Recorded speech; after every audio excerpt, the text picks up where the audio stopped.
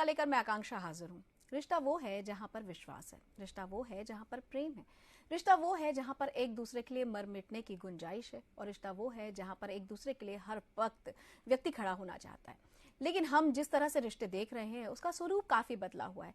यदि 14 फरवरी के बाद 15 फरवरी की बात की जाए तो 15 फरवरी को एक युवक ने 40 वर्षीय महिला की इसलिए हत्या कर दी क्योंकि वो 18 वर्ष का था और युवा होने के नाते महिला ने उसे समझाया था और उसके प्यार से इनकार कर दिया था।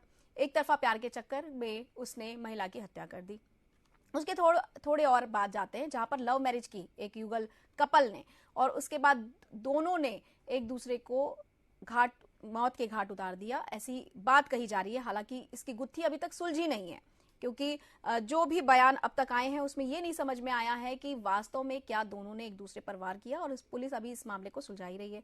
अब एक नया केस और सामने आया जहां पर प्रेमी ने प्रेमिका के घर पर एक होम थिएटर भेज दिया और होम थिएटर में बम रखकर भेजा गया ताकि उसका पूरा घर जलकर राख हो जाए, और एक बदले की भावना थी।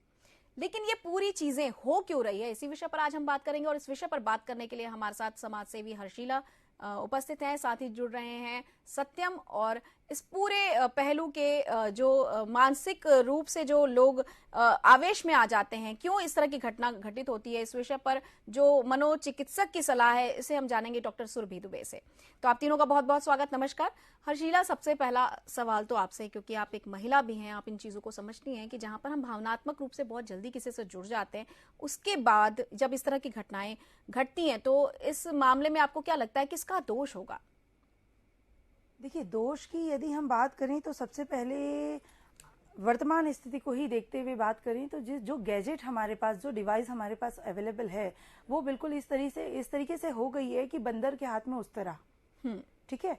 और दूसरी वहीं बहुत एक इम्पॉर्टेंट बात मैं कहना चाह रही हूँ कि आजकल की जो मोहब्बत है वो फास्ट फूड की तरह रेडी टू ईट हो गई है। तो ऐसी स्थिति में क्षणिक रुष्टा व्यक्ति जो है वो निर्णय नहीं ले पा रहा है, वो कल्प से विकल्प की ओर नहीं ना जा रहा है, वो एक परिकल्प की ओर जा रहा है और एक परिकल्पना कर लेता है, एक इमेजिनरी पॉइंट ऑफ व्यू से वो एक डिसीजन तैयार कर लेता है कि ये जो पर्टिकुलर एक मोहब्बत में जो मिसाल कायम करने वाली बातें आजकल की जा रही हैं कि फला फला लड़की प्रेमी सोचता है कि वो प्रेमिका प्रेयसी जो है वो मेरी है, और वैसे ही प्रेमिका सोचती है फला फला लड़का है जो प्रेमी है वो मेरा है। तो ऐसी स्थिति में वो बहुत ही कम समय में बिना सोचे समझे, बिना जांचे परखे जो है निर्णय पे आ जाते हैं और इस प्रकार की घटनाक्रम को अंजाम देते हैं, जो कि एक मानसिक विकार है, बहुत ही बुरी विकृति है जिसका हम साथ तो बिल्कुल नहीं देते, और समाज में इसके प्रति कैसे परिवर्तन लाएं इस पे हमें विचार करना चाहिए। जी, जब हम बात रिश्तों की कर रहे हैं और एक दूसरे पर विश्वास की कर रहे हैं, सत्यम आपका नजरिया भी जानना चाहेंगे, क्योंकि हमने देखा है कि सिर्फ लड़कियों के साथ नाइंसाफी नहीं हो रही है बल्कि लड़कों के साथ भी नाइंसाफी हो रही है, और प्यार के नाम पर जिस तरह की चीजें सामने आ रही है वो कहीं भी प्यार नहीं दिखती। इस मामले में आपका क्या कहना है? इसमें मैं सीधा यह बोलूंगा कि जो पहले पुरानी सामाजिक व्यवस्थाएं थी वहां हमको ये सब सुनाई नहीं देता था। वजह क्या थी? क्या अवसर नहीं थे? कि ये वैसी परिस्थितियां नहीं होती थी? क्या उस समय भावनाएं नहीं उठती थी? उस समय भी ये सारी चीजें थी, परंतु लोगों को समझाने वाले लोग थे, लोगों के ऊपर निगरानी रखने वाले लोग थे, लोगों को बताने वाले कि यह गलत है, ये सही है, मार्गदर्शन करने वाले भी लोग थे। तो आज की डेट में जो न्यूक्लियर फैमिली हम लोग होते हैं, एकल परिवार, तो वहां पर ये सब चीजों का अभाव है। और सबसे बड़ी बात, जो पेरेंट्स हैं, अगर न्यूक्लियर फैमिली में है तो माँ बाप तो हैं साथ में, पर वो अपने आप को माता पिता ना समझे। वो अपने बच्चों को एक एज के बाद जो चीजें जरूरी है, जरूरी नहीं है कि उसके जीवन में वैसी परिस्थितियां निर्मित हो तभी आप समझाने का वेट करें। आपको पता है जीवन में क्या क्या, किस पड़ाव में वो चल रहे हैं, उनको क्या क्या चीजों की जानकारी होनी चाहिए। यदि ये जागरूकता फैल जाएगी और आप अपने बच्चों को इन चीजों को समझाने में कामयाब रहते हैं, और कहीं ना कहीं समाज के लोग भी, या समाज के जो इतने सारे हम गैदरिंग देखते हैं, बहुत सारे कार्यक्रम होते हैं और भी चीजें हैं, तो इस दिशा में युवाओं को भी एक सही दिशा देने के लिए ऐसा कोई भी कार्यक्रम, और भी बहुत सारे विषय इसके अलावा ऐसा कोई भी आयोजन नहीं होता। ये सब चीजें अगर होंगी तो मुझे लगता है इस पे रोक लगाई जा सकती है, और ये केवल और केवल जानकारी के अभाव में हो रहा है। और जो लोग अभी वेब सीरीज देख रहे हैं और भी जो गजेट में दुनिया भर के प्रोग्राम देखते हैं, कार्यक्रम, पिक्चरों को देखते हैं, तो वो ये अंतर नहीं कर पाते कि वास्तविक जीवन नहीं, वो काल्पनिक जीवन है। और वो लोग काल्पनिक जीवन को वास्तविक समझ के उन चीजों को अपने वास्तविक जीवन में लागू करना चाहते हैं। उसकी वजह से ऐसी शर्मिंदगी, ऐसे दुखद घटनाएं और जीवन से भी हाथ धोना पड़ता है। जी, हर्षिला आपकी तरफ रुख करती हूँ। आपसे अगला सवाल ये है कि पहले के दौर में जो एक हस्तक्षेप हुआ करता था पेरेंट्स का, वो भी कहीं ना कहीं एक बैरियर्स रहता था और वो वहां पर बच्चे संकोच करते थे कुछ ऐसा करने के लिए कि कहीं हमसे गलती ना हो जाए, लेकिन वो बैरियर अब नजर नहीं आता। इसका कारण आपको क्या लगता है? जी, निश्चित तौर पे आजकल की युवा पीढ़ी जो है वो मैच्योर हो चुकी है जी, एक तरीके से एडोलेंस समय से पहले आ गया है और बच्चा या जो नवयुवक या नवयुवती है वो स्वयं जो है निर्णय खुद ले रहे हैं, उनके अपने औचित्य का इस्तेमाल कर रहे हैं। और परिजन जो कि अभी के वर्तमान परिजन को देखें तो निश्चित तौर पे वो शिक्षित हैं, लेकिन युवा पीढ़ी पढ़ लिख कर अपने आप को ज्यादा सूझबूझ और समझदार समझ रही है, जिसमें परिजन का हस्तक्षेप तो वो बिल्कुल नहीं चाहती है। और ऐसी स्थिति में अपने मन की बात वो अपने मित्र से, पुरुष मित्र या महिला मित्र से साझा जरूर कर देंगे, लेकिन उनके निजी जीवन में क्या चल रहा है वो परिजन को कभी पता लगने नहीं देते हैं। और माँ ने पूछा बेटा खाना खा लिया, तो वो कहेगा हाँ खा लिया। भले ही माँ को वो 1 मिनट 1 सेकंड के लिए झूठ कह देगा, लेकिन वो यदि बताएगा कि मैंने खाना नहीं खाया तो माँ पूछेगी क्यों नहीं खाया। तो इन तमाम क्वेश्चंस जो अराइज होते हैं उनसे बचने के लिए जो पीढ़ी है, ये युवा पीढ़ी है जी, वो कहीं ना कहीं अपने झूठ का सहारा ले रही है। जी बिल्कुल, जी बिल्कुल, ताकि उसे और ज्यादा प्रश्नों के उत्तर ना देने पड़े। निश्चित। डॉक्टर सुरभि हमारे साथ जुड़ी हुई हैं। डॉक्टर सुरभि, आपसे जानना चाहते हैं, आजकल की जो रिलेशनशिप है वो बहुत जल्दी टूट जाते हैं, या फिर हम देख रहे हैं कि एक दूसरे पर इतने हावी हो जाते हैं कि वो एक दूसरे की जान लेने तक को आतुर हो जाते हैं। आपका क्या मत है? मैडम, जैसे अभी हम देख रहे हैं बढ़ती हिंसा, जिसका हमारे सारे पैनलिस्ट ने बहुत ही अच्छे से उत्तर दिया है। मेन एक हमारे ऊपर प्रेशर रहता था सोसाइटी का कि हमें निभा के चलना है, लेके चलना है, वो कहीं खत्म होता जा रहा है। And third and most important thing कि इसमें कहीं ना कहीं जो क्विक फिक्सेस हैं कि छोड़ दो, वो बहुत इजी है, छोड़ दो, मार दो, खत्म करो, ये बहुत इजी होता जा रहा है। इम्पल्सिविटी बढ़ते जा रही है। इम्पल्सिविटी का मतलब बिना सोचे समझे एक्शंस लेना जी। और कहीं ना कहीं इसमें एक रोल जो हमारा समाज बहुत ही तेजी से जिसका वेस्टर्नाइजेशन हो रहा है, पाश्चात्य पद्धति में जा रहा है, वो बहुत ही अहम भूमिका निभा रहा है कि एक छोड़कर दूसरा, दूसरा छोड़कर तीसरा हम कर सकते हैं। ये ऑप्शंस हम रखते हैं, है ना। कहीं पे भी हम एडजस्टमेंट नहीं चाह रहे, कहीं पे भी हम ये नहीं चाह रहे कि हम कुछ करें, हम सामने वाले से अपेक्षाएं बहुत रख रहे हैं जी। और लास्टली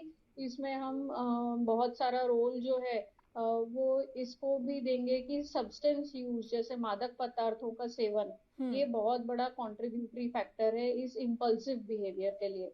जी, आपकी तरफ फिर से रुक करेंगे। सत्यम हमारे साथ हैं। जैसे कि मैडम ने कहा कि इम्पल्सिव बिहेवियर जो है वो एक बहुत बड़ा कारक है। सत्यम, आपसे जानना चाहूंगी, आप तो लड़कों के बीच बैठते हैं, पुरुष की एक मेंटालिटी होती है ना, जिसमें वो सोचता है कि मतलब मेरी बातों को वो फॉलो करे।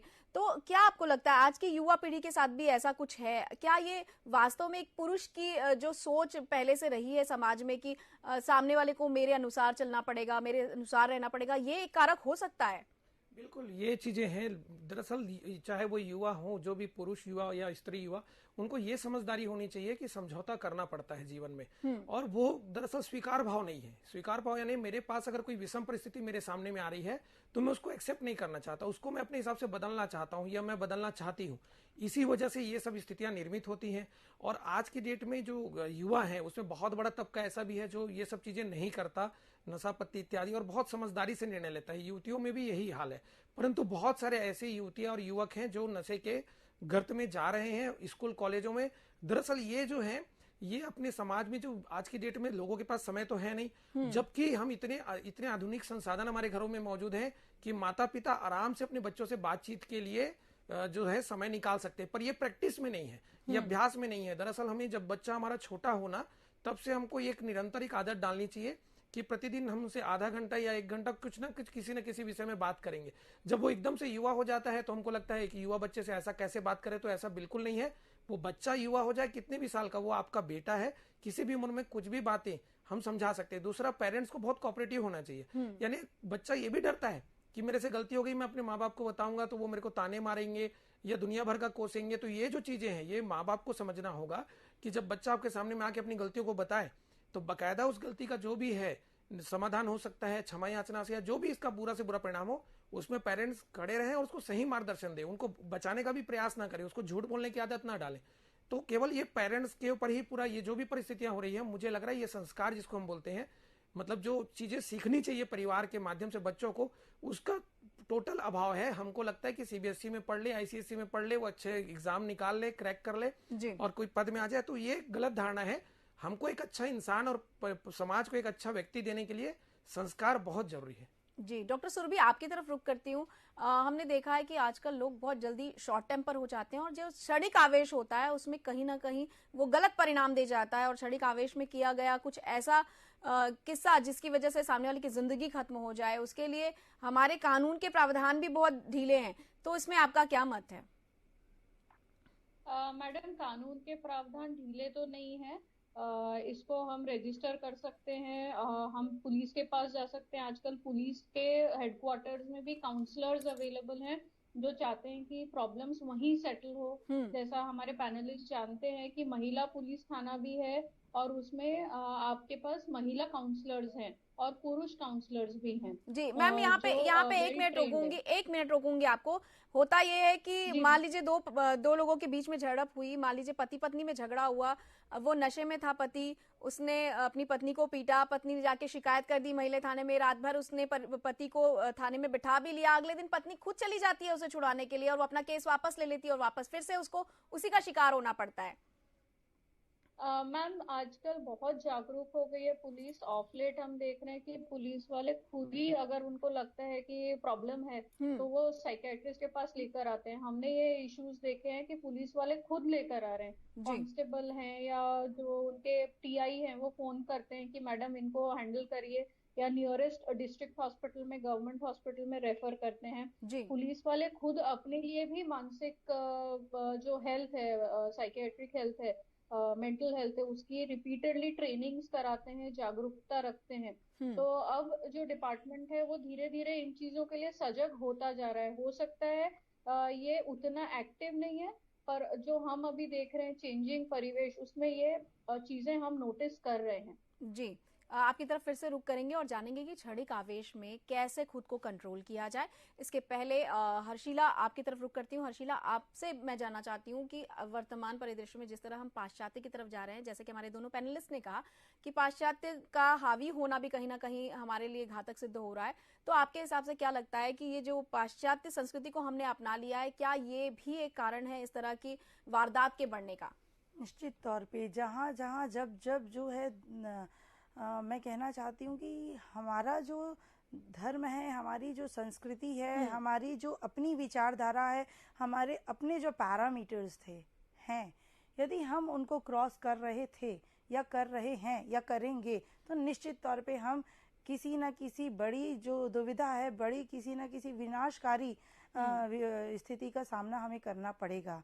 आजकल जैसे OTT प्लेटफॉर्म्स हैं, हॉलीवुड की मूवीज़ हैं, कुछ वेब सीरीज हैं, नेटफ्लिक्स में न जाने दुनिया भर की क्या क्या स्टफ जो है वो अवेलेबल हैं। जो क्रांति आ रही है एक आपराधिक मानसिकता की, मैं कहती हूँ कि वहाँ से आ रही है।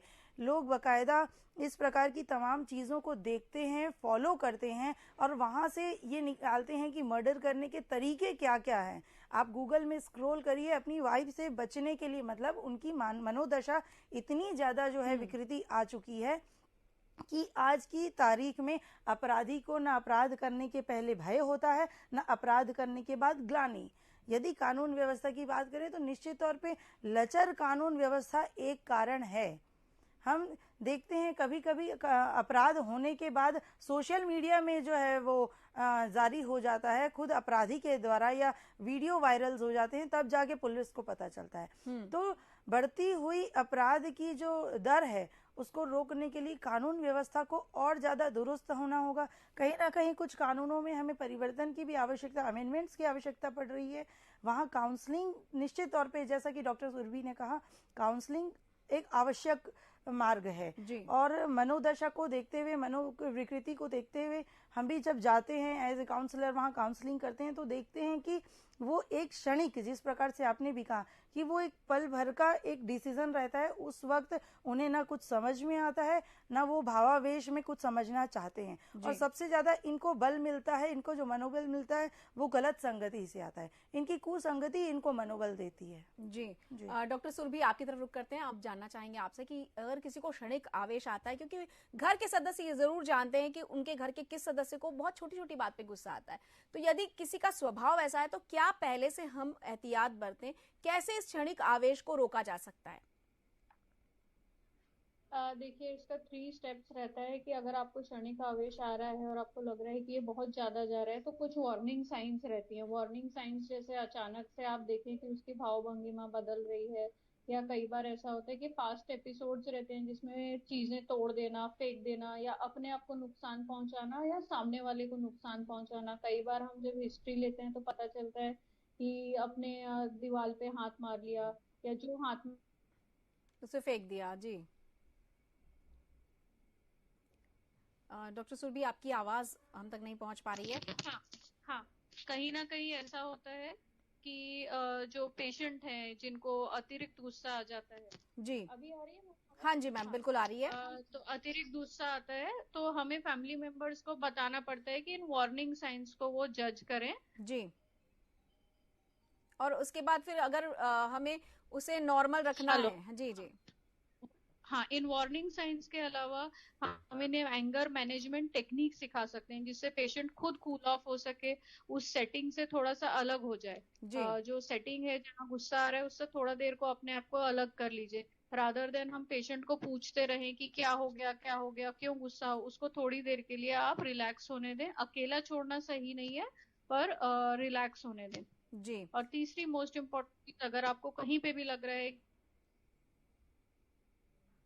जी, 2 बातें जो मैडम ने बताई कि एक तो उसे थोड़ा देर अकेला छोड़ना है। टाइम आउट कहते हैं। उससे अगर आपको लग रहा है कि रिलैक्स नहीं हो रहा, तो हम मेडिकेशंस भी स्टार्ट कर सकते हैं। जी, मेडिकेशन भी एक बहुत अच्छा उपाय है जिससे किया जा सकता है। और जब कोई व्यक्ति क्रोध में है तो पहले तो उसे आप अकेला छोड़ दीजिए। और एक उपाय मैडम ने और अच्छा बताया कि उसे थोड़ी देर चिंतन करने दें। आप उसको बार बार उससे ना पूछें, क्योंकि ऐसे में उसके गुस्से के बढ़ने की जो क्षमता है वो और ज्यादा हो सकती है। मैम, आपकी तरफ फिर से रुक करेंगे, सत्यम की तरफ रुक करते हैं। सत्यम, आपसे जानना चाहते हैं कि जिस तरह से हम चीजों को देख रहे हैं, आजकल के जो युवा हैं वो कहीं पर भी अपनी पर्सनल स्पेस में इंटरफेयर नहीं चाहते हैं। उन्हें लगता है कि उनके अपने निर्णय वो स्वयं लें, और ऐसा करके वो कई बार अपने घर वालों से भी बहुत सारी बातें छुपाते हैं। वो अपनी आजादी में किसी तरह का इंटरफेयर नहीं चाहते हैं। तो आपको क्या लगता है, जिस तरह से हमने बच्चों को लिबर्टी दे रखी है, ये जो आजादी के नाम से जो स्वतंत्रता दे रखी है, ये कितना उचित है? दरअसल इसमें मैं ये फिर से वही कहूंगा कि माता पिता बच्चों को ये नहीं समझा पाते कि ये स्वतंत्रता का हनन नहीं है। यदि आप किसी से पूछ लेते हैं तो आप गधे हैं या मूर्ख हैं, ऐसी बात नहीं है। यदि आप किसी को अपना दुख शेयर कर देते हैं तो आप बेचारे बन जाते हैं, ऐसा नहीं है। ये माता पिता की जिम्मेदारी है कि बच्चों को ऐसा माहौल दें। और वो जो आप बोल रहे थे, वो हो ये रहा है कि माता पिता जैसे बच्चों को अपने मन से करने दो, ये एक अवसर देते हैं, और उसको बच्चा गलत ढंग से ले लेता है। उसे ये लगता है कि अब मुझे अपनी मर्जी से करना है, इसमें मुझे माता पिता से पूछने की आवश्यकता नहीं है। तो इसमें टोटल माता पिता को ही निगरानी करनी होगी, और हमको सबको, प्रत्येक व्यक्ति को, प्रत्येक परिवार को अपने घर से नियंत्रण शुरू करना होगा, तब ये समाज से बुराई खत्म होगी। यदि हम ये छोड़ देंगे डिपेंडेंट बच्चों को कि अच्छा है वो अपना निर्णय ले कि उसको कौन से कलर का कपड़ा पहनना है, क्या खाना है, कैसा गाना सुनना है, क्या पिक्चर देखना है, पर पिक्चर में क्या कंटेंट है, इसमें आपका नियंत्रण होना चाहिए। आप कम से कम उसको सुझाव दीजिए कि बेटा ये बड़े होके भी आप दीजिए। मतलब जब आप परिपक्व बुद्धि के हो जाते हैं तो आपको समझ में आ जाता है कि ये केवल एक पिक्चर है, ये ओटीटी प्लेटफॉर्म में जो दिखाया जा रहा है वो काल्पनिक बातें। और जैसे हर्षिला मैम ने कहा था कि गूगल में भी सारी चीजें अवेलेबल हैं, और वो निगेटिव बातों को सर्च करके उस दिशा में बढ़ते हैं। तो केवल वही है कि आज की डेट में दोस्ती यारी भी लोगों की खत्म हो चुकी है, मेल जोल नहीं है, दोस्तों में भी बिल्कुल लिमिट है, दोस्तों को भी एक मर्यादा में रहना पड़ता है, वो इंटरफेयर नहीं कर सकते हैं। तो ये कुल मिला के हमारा जो सामाजिक ताना बाना है वो पूरा छिन्न भिन्न हो चुका है। ये पहले जैसी व्यवस्था वापस हमको लागू करनी होगी। अब उसकी क्या नीति हो सकते हैं, क्या नियम हो सकते हैं, यह बुद्धिजीवी वर्ग को जो समाज के हैं उनको इस पर कोई ना कोई दिशा समाज को देना चाहिए। जी बिल्कुल। हर्षिला जी की तरफ रुख करते हैं। हर्षिला, पहले का जो समय हुआ करता था, अगर मोहल्ले की भी बच्ची है तो वो सबकी नजर में होती थी, सब उसकी सुरक्षा के लिए तैनात रहते थे और उसकी फिक्र हुआ करती थी। लेकिन वर्तमान समय में हम देखते हैं कि परिवार का ही, अगर परिवार में दो फैमिली साथ में रह रहे हैं, संयुक्त परिवार की यदि बात करें तो एक परिवार को दूसरे परिवार से कोई मतलब नहीं, दोनों एक दूसरे के बच्चे पर कोई नियंत्रण नहीं रखना चाहते। ऐसी स्थिति में क्या बुद्धिजीवियों से ये अपेक्षा हम कर सकते हैं कि फिर से वही माहौल बनाया जाए, फिर से बच्चों को सुरक्षित रखा जाए? क्या ये पॉसिबल है? देखिए, कहीं ना कहीं इसमें समाज के प्रति व्यक्ति की गलती मुझे दिखाई पड़ रही है कि people, nobody wants any kind of interference in anyone's life, right? तो इस तरीके से हमारा बच्चा है, स्वयं भाई या स्वयं चाचा या ताया को बोलने के लिए एक माता पिता अपने बच्चों को आज की डेट पे, आज की तारीख में अलाउड नहीं कर रहे हैं। और जब ऐसी स्थिति बन जाती है तो हमें क्या वाली स्थिति उत्पन्न हो जाती है। हमने देखा है, बहुत मर्तबा ऐसा देखा है कि एक की जो नैया है वो डूब रही थी और लोग वीडियो बना रहे थे। तो आज की डेट में लोग अपनी तरफ से इनिशिएटिव लेने की जगह उस पर बाद में समीक्षा करने शुरू कर देते हैं, लेकिन इंटरफेरेंस नहीं करते, क्योंकि यदि आप इंटरफेयर करने जाएंगे तो निश्चित तौर पे वो बोलेंगे कि आप कौन होते हैं कहने वाले। और जैसा कि भाई साहब ने कहा, निश्चित तौर पे पहले वो समय था, हमारे आसपास का वातावरण, हमारा दायरा इतना बड़ा होता था कि माँ बाप ही, जैसे पहले गुरुजी को कह दिया जाता था कि यदि बच्चा समझ नहीं रहा है तो 2 डंडे ज्यादा मारो, लेकिन आज की डेट में कॉर्पोरल एक्ट आ गया है उस जगह पे। तो ऐसी तमाम चीजें हैं कि आप कौन होते हुए हमारे बच्चे को कहने वाले, ये मानसिकता आई है। और हठ बुद्धि की मानसिकता भी निश्चित तौर पे आई है। एक और ही बहुत इंपॉर्टेंट बात है कि 30 वर्ष के पहले एक अधीरता, और मैं कहना चाहती हूँ कि अनुभवहीनता, इनका सबसे बड़ा कारण है। तो ये दृष्टिकोण अभी हर जगह ये रवैया जो है वो अपनाया जा रहा है। जी। अब डॉक्टर सुरभि की तरफ रुख करते हैं। डॉक्टर सुरभि, आपसे जानना चाहते हैं, बहुत सारी जगहों पर तो पेरेंट्स हस्तक्षेप करके भी मामले सुलझा लेते हैं, लेकिन जहां पर पति पत्नी एकल परिवार में रहते हैं या अकेले रहते हैं, उनके लिए यदि बीच में प्रॉब्लम्स बढ़ रही है तो उसका सॉल्यूशन क्या होगा? मन को अपने कैसे कंट्रोल करना है, कैसे एक दूसरे का साथ देना है, इस पर आपका क्या मत है? देखिए, जैसे हमने शुरुआत में ही कहा था कि एडजस्टमेंट हमेशा एक तरफ से नहीं होता है, हर दोनों तरफ को एडजस्ट करना है, पति को भी और पत्नी को भी। और ये आपको बीच का रास्ता निकालना है कि किस तरीके से हम एक सोसाइटी में एज अ फैमिली और या फिर वर्किंग एनवायरनमेंट, उसमें कैसे एडजस्ट करें। जो प्राय हमने देखा है कि हस्बैंड अपने फ्रेंड सर्कल में बहुत हेल्पिंग है, वाइफ अपने फ्रेंड सर्कल में बहुत हेल्पिंग है, पर जब हम घर में आते हैं तो वह हेल्प एकदम गायब हो जाती है कि मैं क्यों करूं। तो कहीं ना कहीं हमको ये ईगोज जो है इनको भी साइड में रखना है घर आके, कि अगर आप जान रहे हैं कि अगर कोई रिस्पॉन्सिबिलिटी है तो उसको शेयर करना है। उसमें ये नहीं होना चाहिए कि मैं लड़का हूं तो क्यों करूं या लड़की हूं तो क्यों करूं। दूसरी मोस्ट इम्पोर्टेंट चीज, जैसा सारे डिस्कशन में सामने आया है, कि एज अ यूनिट हमको काम करना है। भले ही वो परिवार हो या सोसाइटी हो, हमको एज अ यूनिट काम करना है। तो अगर हमको चेंजेस लाने हैं तो पहला चेंज अपने आप में लाना है ना। और वो चेंज कहाँ से चालू होगा कि हम अपने आप की दिनचर्या को नियंत्रित रखें, अपने काम को जो है व्यवस्थित रखें। अगर आपका बिहेवियर सही है तो ऑटोमेटिकली आपके बच्चे उन बिहेवियर्स को फॉलो करते हैं। अगर आपका बिहेवियर आपके बड़ों के साथ अच्छा है तो बच्चे उसको निश्चित रूप से फॉलो करेंगे। अगर आपका बच्चा या आप कहीं लड़ाई झगड़ा कर रहे हैं और उस झगड़े को उस झगड़े में कहीं अपशब्दों का यदि प्रयोग कर देते हैं पेरेंट्स, तो निश्चित रूप से उसका असर भी बच्चों की मानसिकता पर पड़ता है। और खास तौर पर जब हम युवा पीढ़ी की बात कर रहे हैं, जहां पर उन्हें आगे चलकर माता पिता बनना है, ऐसे समय में एक आदर्श के रूप में पेरेंट्स का सामने आना, उसका उभर कर सामने आना बेहद जरूरी है। हर्षिला, चलते चलते आपसे जानना चाहूंगी कि वर्तमान समय में आगे चलकर ये घटना ना हो, इसके लिए आप समाज को क्या संदेश देना चाहेंगे? देखिए, निश्चित तौर पे हम भारतीय हैं, मैं भरत वंश की ही बात करूंगी, और हिंदू सभ्यता में और भारतीय संस्कृति में हम यदि बात करें तो प्रेम जो है वो बलिदान का प्रतीक है, बलि का नहीं। बलि नहीं, बलिदान है। और एक कन्या के लिए भी हम बात करते हैं, माता पिता अपनी कन्या को बिल्कुल हृदय से लगा कर रखते हैं, उसके बाद उसको कन्या दान कर देते हैं। सोचिए कितनी बड़ी बात है कि जब बच्चे को लालन पालन करके एक पिता बड़ा करता है और अपना सबसे इम्पोर्टेंट, अपना सबसे महत्वपूर्ण, अपना सबसे जी, इतनी सबसे ज्यादा कीमती जो चीज है वो किसी को दान करके और जीवन साथी बनाकर जीवन पर्यंत उसके साथ जीवन यापन करने के लिए सौंपती है।